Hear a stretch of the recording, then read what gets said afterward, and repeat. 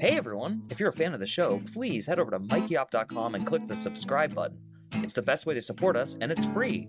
That's MIKEYOPP.com. Thanks! Hi, I'm Mike Oppenheim, and you are listening to Coffin Talk, Interviews with the Living, a weekly podcast that explores how our views on death affect the way we live our life. This week, coming to us live for me and not for you, is Alan Woods from Portland, Oregon. Alan is a fellow writer, and he also was the caretaker of my favorite restaurant ever in the history of all restaurants, Eugenio's in Portland, Oregon, which is unfortunately no longer open, but we do share that in common. So, Alan, how's it going? Doing great. So great to speak with you again. Yeah, it's awesome. You're a very interesting person, and our audience is going to quickly discover that. And I hope it gets captured in the magic of audio here. But before we get into the actual interesting parts about yourself and your opinions, I always ask people how old they are, where they were raised, where they grew up, and also what generation you consider yourself to be a member of, if any. Sure. So I'm 38 years old. I was born in California, but then spent most of my formative years in Ohio, Dayton, Ohio, Miamisburg, Ohio to be exact, little town in between Dayton and Cincinnati. And then as far as generation, I love this question. It's can be polarizing. I've ascribed recently to the Xennial. I don't know if you're familiar with that. It's somewhere between Generation X and Millennial. I hate that Millennial is used as a dirty term through so many people, but I remember, the pre-digital age. I was young enough, and because my mom worked in the computer space, we had computers very early on. But I remember dial-up and those prior things that sort of defines Gen X, but then I also have the full experience of the millennial. So I consider myself the in-between Gen X and millennial. Yeah, and I actually love that term, the Xennial, and I also consider myself in that one. So yeah, it's hard. I'm 40, so I'm 2 years older than you, but it's like I think people even 2 years older than me, and then up to I think 1 year younger than you. But anyway, yeah, I'm with you. We kind of experienced both worlds. And so the purpose of this podcast is to explore like what people think about the meaning of life and death and religion. And so since I don't know anything about your upbringing, were you raised religiously at all? Sort of in adolescence, I guess later on. So both my mom and my dad both went from Catholic grade school to Catholic high school. My mom went to public high school after one of her older brothers. They were kicking him out of Catholic school for various reasons. And my grandmother said, if you're taking him out, we're pulling everybody out. So she went to Catholic high school. But then they both went to the University of Dayton, which is a Catholic college in Dayton there. And that's where they met. So their sort of whole lives were steeped in Catholicism. But when I was born and my sister were born, for whatever reason, they didn't start sending us to church until I was in junior high. And I think part of it was to let us make our own decisions. I don't know the full story. I haven't really talked to them through that. And I guess I considered myself Catholic for a year or two, but then quickly sort of pulled myself out of that. My sister still practices and goes to church, and I'm actually the godfather to two of her sons, which I had to have a conversation with her, like, I'll be a godfather, but I'm not necessarily going to, part of that role is supposedly to bring them into the fold. And that's not going to happen for me. So yeah, Catholic roots, but don't consider myself practicing by any stretch of the means. Cool. And that's interesting. Yeah. I've had some similar conversations with actually my wife about how we're going to raise our children, because we're both culturally like 1,000% Jewish, because you can't really like undo that, nor would I want to. But when it comes to like, and I have a feeling we're simpatico on this, I'm not all that into like the organized religion and like, the rules and the pressure and stuff. So, but instead of assuming that about you, I am curious, did you have like, this is pun intended, a come to Jesus moment, or was it just kind of gradual? I think a little bit of both. There was an actual moment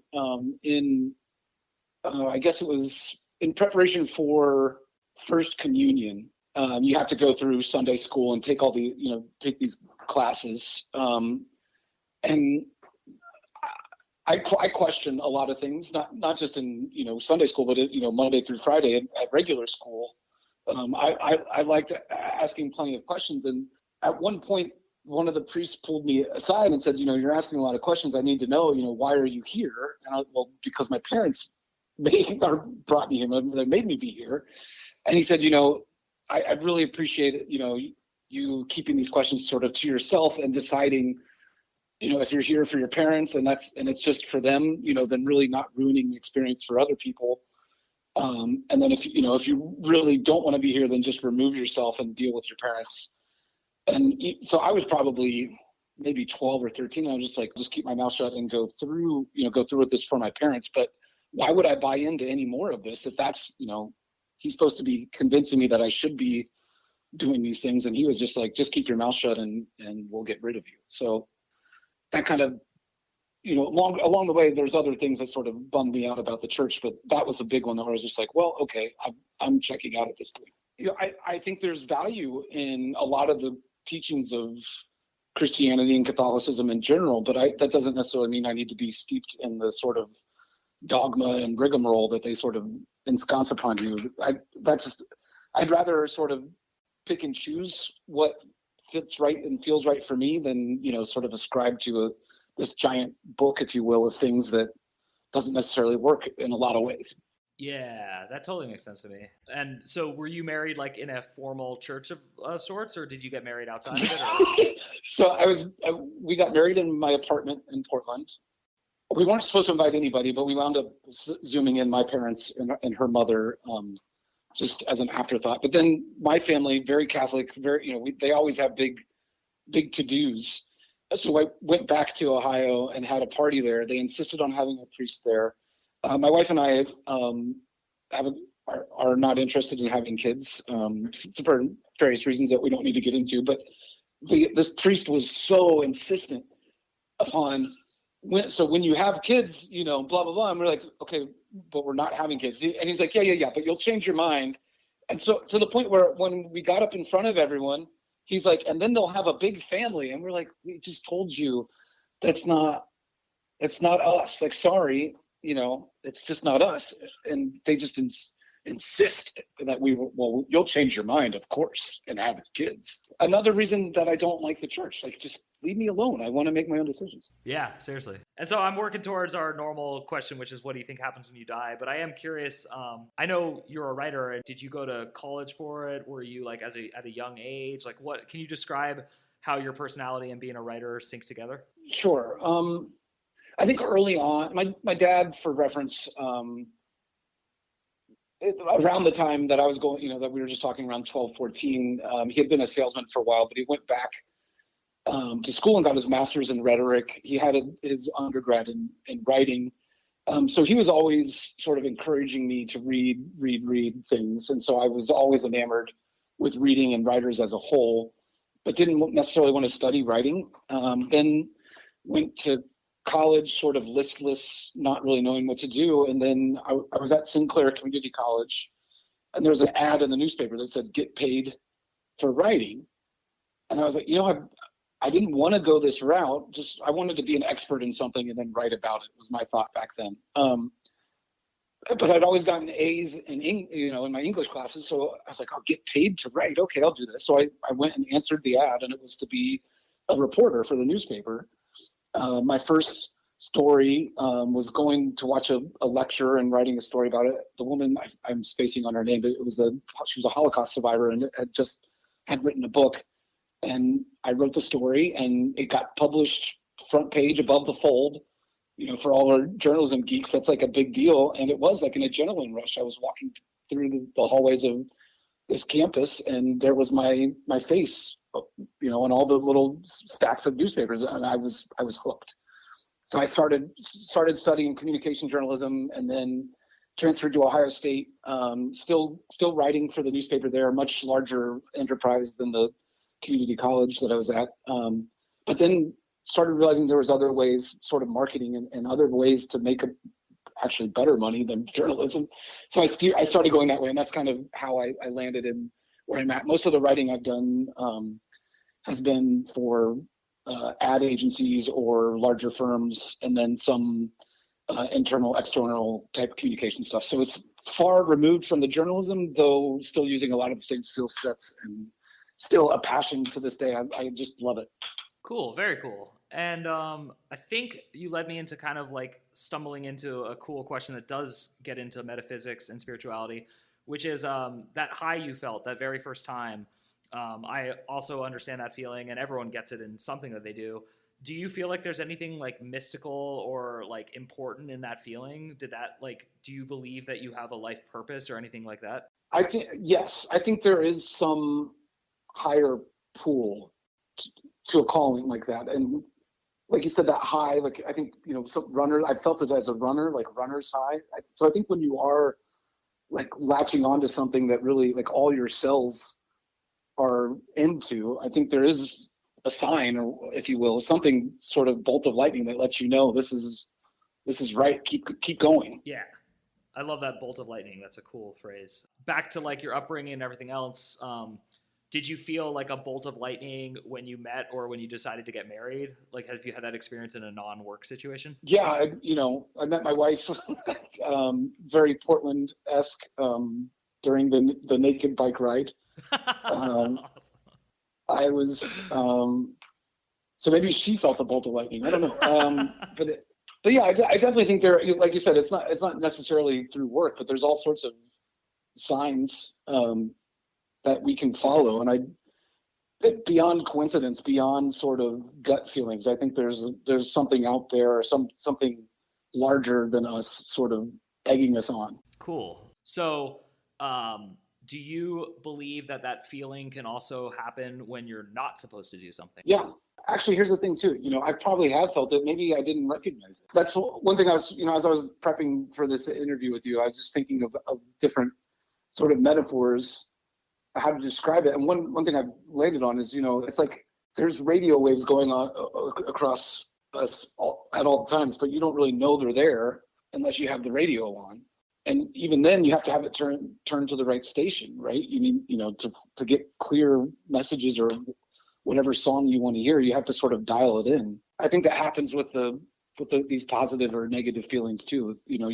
If you're not paying attention, it's going to go right over your head. That doesn't mean it wasn't there or that someone wasn't trying to speak out to you, but you just weren't in the right frame of mind or right mind space to see it or hear it. Well, that's a very cool answer. It's very intelligent, and I can totally see why you're a writer, because that is a great extended metaphor. Because you didn't just say like it's a radio station. You're like, you also have to A, turn it on, B, tune to the right. I mean, it's just cool. I like that. There's a lot of layers to that. And so now I want to jump into the story I've been dying to hear, which is you and I both knew a man named Tom. I'm just going to leave his last name out of it. Great guy. And he passed away sort of suddenly. You said you had a story about him. So sure. So I'm going to go back a little further just because to paint some of the early pieces of it. We talked about the Catholicism of my family. On my dad's side, they're very in tune to the afterlife. They very much think the dead communicates with them through dreams or sends messages, to the point where my sister's had 3 kids, and every single one of them has been sort of mentioned to other family members before she's made a full announcement to the family. And they've come to her or my dad and said, I think William's pregnant because, Aunt so-and-so came to me and said so. And my dad's like, no way. And then my sister's like, actually, I am pregnant. But so that paints a little bit of a picture. But so my introduction to Eugenio's, I moved to an apartment across the street on July 1st. My dad's birthday is July 4th. And he was at a party in Kentucky and met someone who was from Portland. He told them where I was living, and they said, well, he has to go to Eugenio's. It's the best meatball sandwich in town. And so my dad called me right away and said, okay, you have to go to Eugenio's because it's the best meatball in town, according to this guy at the party in Kentucky. So the following day, July 5th, I went, and this is my first experience with Eugene. He's sitting sort of holding court as he would. Says, hey, boss, what do you want? I get a meatball sandwich. It is the best meatball sandwich in town. And he says, we're having a party tonight. Come back. I say, okay. I come back, and it's a bunch of like elderly people, older, of elevated age. I'm thinking party like kids my age, and I show up, because it's Tom's birthday. It was Tom's, I think, 75th birthday. And I get a beer, but I'm feeling so very out of place. I'm like, what am I doing here? But then Tom comes up to me and he starts talking. He starts telling me these stories. He's, this incredible person, his history with the Reekers, his band had charted on the radio over the Beatles. That was one of his claims to fame. For 1 week in Ocean City, Maryland, they had charted over the Beatles. He had stories. He found out I was a writer. He talked my ear off to the point where he would eventually, it took a little while, but eventually I started working at Eugenio's, and he would call. I remember the first time it happened. Tom called Eugenio's. Eugene picked up, and he asked for me, and the look on Eugene's face was just priceless. He's like, who is this kid, and why is Tom asking for him? So Tom always had things to share with me. He was always working on marketing things. He made a lot of I don't know about a lot of money, but he made money writing jingles, and he gave me these CDs of jingles that he had. So we had this like ongoing relationship, just talking about mostly writing or music and stuff like that. So my dad came out. I introduced him to Tom. My dad was convinced that it was some connection, somewhere, because my dad had spent summers in Ocean City, Maryland, where Tom had gotten whatever radio famous, and Tom just shut him down. He was just like, I don't believe in any of that metaphysical, spiritual, like that's not my pace. That's too hippie or whatever. Completely shut my dad down. My dad was kind of bummed out, but but that was very Tom. He was very matter of fact. That's not happening. That's not a thing I trust in or believe in. You mentioned, he went through a sort of quick illness. We knew he was in the hospital. I'm there at Eugenio's, making meatballs or prepping marinara, or whatever the case may be. And this big gust of wind comes through and blows their record off the wall. We had a Reekers record on the wall, just blows it off the wall. And it sort of like listfully floats down and rests on the table. And Eugene looked at me and goes, "There goes Tom." And I'm getting chills telling you this because less than a minute later, the phone rang, and it was his wife letting us know that he had just passed. And we said, "We know." And it's one of those things where I was talking about the radio. That's why I was trying to think of that metaphor, is because Tom didn't necessarily believe in that stuff, but I believe that he was giving a nod or a farewell to Eugenio's. I don't think at all it was towards me. I think it was towards that space. I think it meant a lot to a lot of people and Eugene himself. But he said goodbye, and I saw it. That's one of the things I point to as evidence that there is some sort of connection. That's very cool. Wow. Yeah. And also it's just great to walk down memory lane. I actually, I knew about the music and stuff, but I didn't know he made jingles and all that. That's really cool. Okay. So back to you and your opinions. What do you think actually happens when you die? Have you ever considered it? Do you have a strong opinion, a weak opinion? I think about it a lot. Maybe not a lot. A lot might not be the right word, but I think from my cynical side is always just like, we're worm food. We pass and there's worm food. And I think there is some truth to that, because we have these vessels, these bodies that are worm food or mushroom food. But there's that other part of us, that our soul, or whatever you want to give a name to it, that has to escape and go somewhere. So the short answer is I don't know, but I'm convinced that we go somewhere, that something happens beyond just being worm food. Even if it's just momentarily, like if it's Tom sort of flying over his favorite haunts, if you will, and giving a nod. But there has to be something else beyond. One thing I've talked about previous too, is I hate when people say that someone's wrong if someone has an opinion about what happens when you die.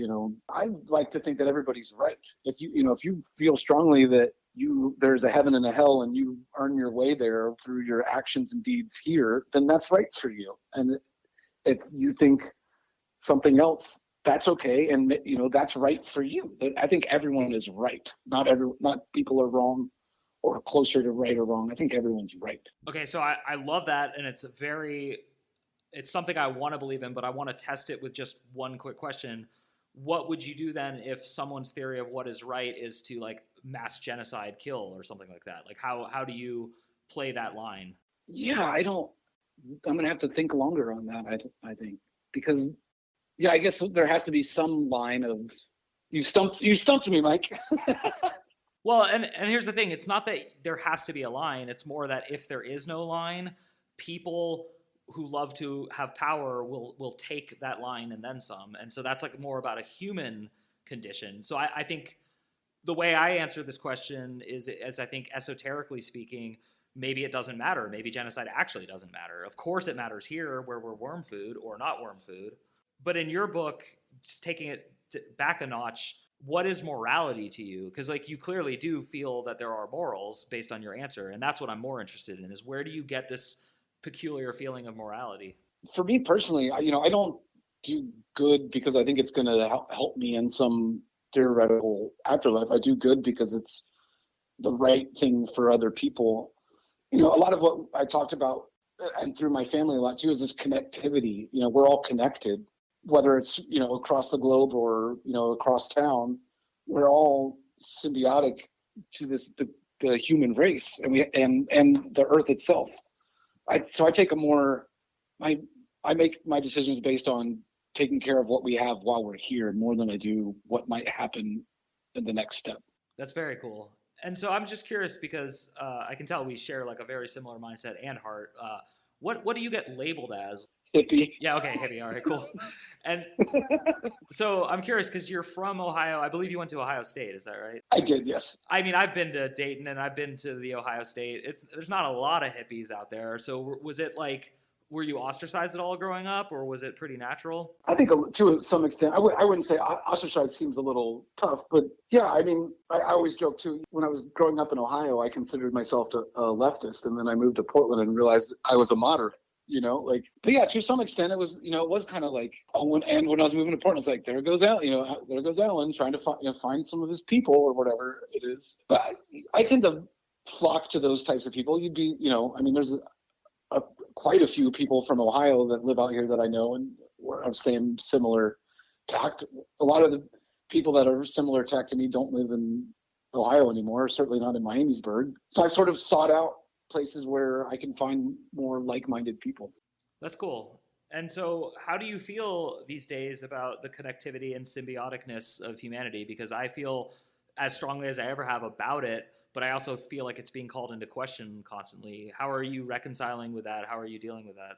Wow, it's frustrating. I mean, I'm not going to mention any specifics, but just the current world situation, it is kind of strange to see how selfish people can be.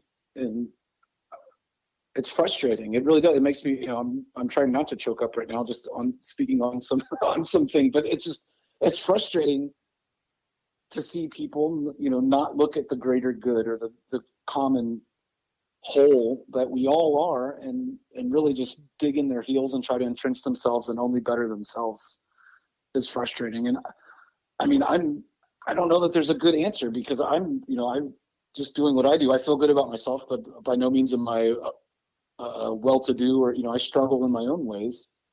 I don't know that I want to put that aside and become some evil overlord or something. I don't know. I just watched Shang-Chi and the Ten Rings, so now I've got these like evil super villains in my head. But yeah, it's so strange to me that people can't see the connectivity because it comes so freely to me.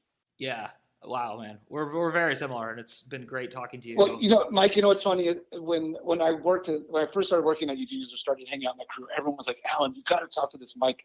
You guys are the same, you'd hit it off. And I was like, yeah, Mike, whatever. And then when we finally did meet, I was like, oh yeah, of course. That's why they wanted us to hang out, because we do take similar, we talk a lot about the same things. Totally. No, I had the same reaction, and that's why when you hit me up, I was like really happy, and I was definitely excited to interview you. And I'm running out of time, but I do have like a lot of questions, so I'm going to try to... Let's go rapid fire. All right, cool. So rapid fire questions. Number one, have you ever had an experience with being visited in a dream? Yes. I think that's just big with my family, like I said, and I think again, I just look out for it a little bit. So I think that's why it's happened to me before. And do you have a definition that you'd be willing to offer for what evil is? Because you use that word, and I'm always curious about how people use it. I guess, I mean, when I think of it mostly, it really is just ignoring the common good and focusing on personal gain and putting aside the common good. Yeah, I think that's what it is mostly, is focusing on self more than others. And then this is the most random question. One of the things that I always think about with morality is suicide, because I've been close to a few people who have, and I always think that people judge it very harshly, and there's like a really awkwardness to it. Now, the reason I'm asking you specifically, I don't know anything about you or your family history, but I do know that Catholicism has like a very strict rule against it. And so I'm just curious how you view suicide as like option, so to speak. Is it an option in your opinion? I'm glad you brought up the Catholicism too, because my dad is always, it was always never an option, and it's a terrible idea. But then you start thinking about what is the conscientious, if you're in a bad way, you can legally, doctor could work in yourself, for lack of a better explanation. I feel like a lot of the moral objections to suicide are trying to make sense in something that people can't make sense of. So they're trying to say it's bad because they don't understand it, versus trying to figure out what struggles you have. It's such a touchy subject. I was reading recently, like, one of the reasons why they made it illegal is so that police can intervene in situations where self-harm is happening. I just don't know. I don't fault anyone for thinking that that's their only option. So I don't see it as negative as someone like my father or Catholicism paints it. Obviously, I don't think it's a good idea or it's a great thing, but I don't fault anyone for finding themselves in a place where they don't see any better light. I don't know how else to say it. No, that was good, and that was intelligent. And also, you're doing awesome on my I've never done this rapid fire thing.